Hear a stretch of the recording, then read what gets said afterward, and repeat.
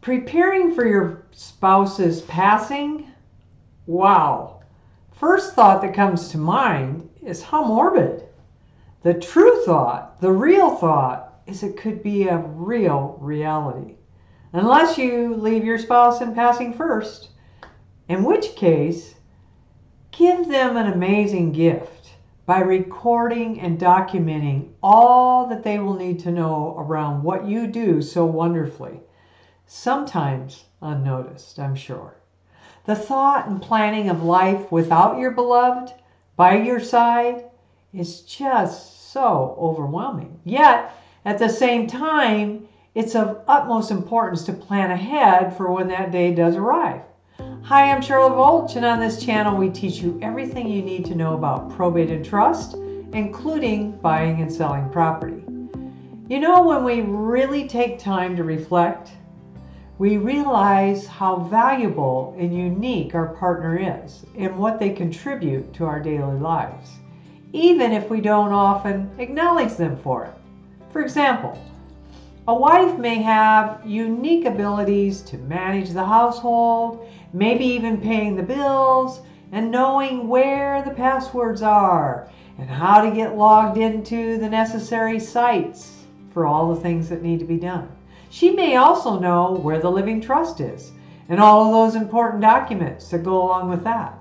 Her spouse may be the one who manages all the repairs on the outside as well as on the inside of the home, making sure the fridge works, the dishwashers cycling well, all the other appliances always operating well. He may service the air conditioner and each month have some type of a scheduled maintenance check to keep everything around the home operational.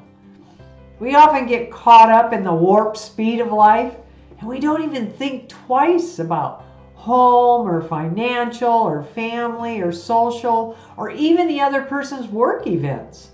Those things that we don't do just happen. And our loved one takes care of all of that. It's not our skill set. They manage that so well, we don't even have to think about it. But the truth is, all those small details that are hard to imagine have to be planned out in the event that they are gone. Now, what I've discovered when leading and guiding people on their journey after a loved one is gone is that the more that attention is given to details ahead of time, the more simplified is the transition. This is not to say by any means that it's easy, because grieving is so hard. But they get to focus on the grief instead of the anxiousness of not knowing the details of managing everyday stuff. Now, to help prepare in your home and in your life, there are 3 important lists to create and details to gather. There's documents, websites and passcodes, and names and numbers. Additionally, it's important to realize that some to-dos have actual deadlines. For example, bills have to be paid by a certain time, and the coroner's office needs to be contacted after a certain number of days for a certified copy of the death certificate, which you won't be able to do much without, unless you're also on all of the accounts, just to name a couple of things. So let's talk about important documents first. Having a special location, even a fireproof box, is super helpful. Know where they're located. If it's online, how do you access them?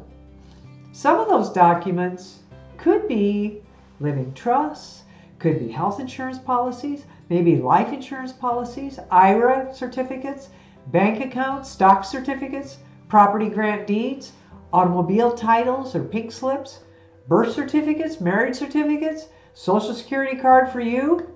Number 2 are websites and passcodes. These are probably the biggest challenge for the many people I help.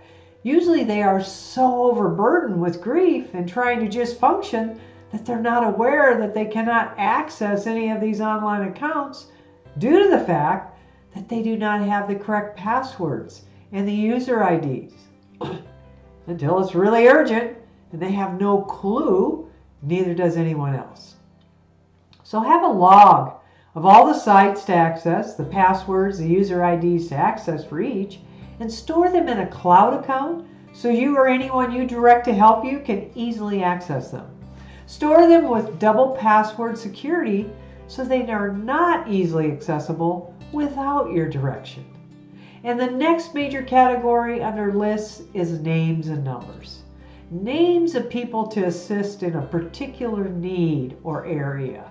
That may be for repair work around your home or possibly bookkeeping help.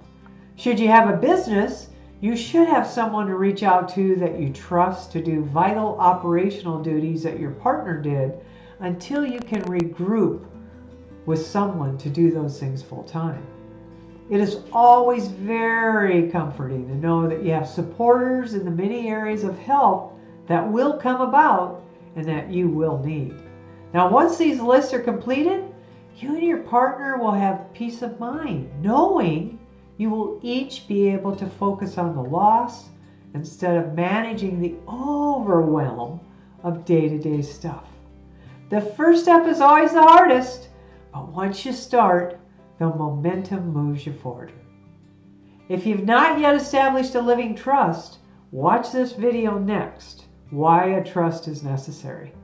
I'm here to lead, guide, and protect you, so call or text for help shedding light in the right direction for your best next step. And I'll see you next time.